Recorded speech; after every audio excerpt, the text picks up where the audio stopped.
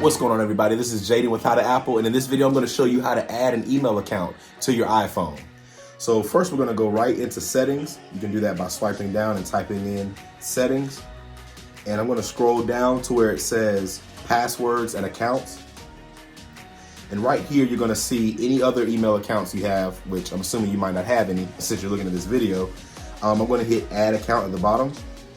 I'm going to be adding a Gmail account, so I'm going to hit Google, continue, and just for purposes sake, I'm going to just choose a random one that I have already added to my my iCloud passwords. So I'm going to hit next, but you would put your email in right there in that field, and then right here you'll enter your password. I'm going to do the same thing for bid for the cards.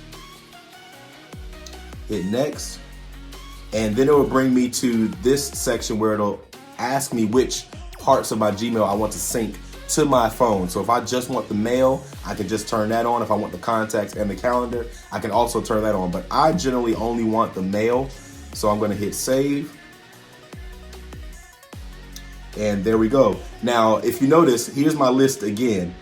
If you look where it says Gmail, that's the one I just added. Let's say I want to change the name of it. I can click on it, click on account at the top, and then I will see description right there. You can hit description, delete that.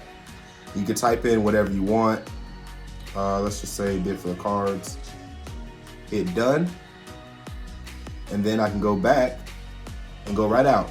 Then I can go to the mail app, and you will see where it says bid for the cards right there in my list.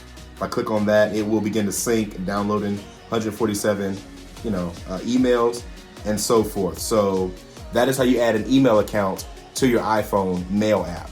So hopefully this worked for you guys. If you found it helpful, give this video a like, leave a comment below if you have any questions, and subscribe to my channel so you can learn how to Apple without the E.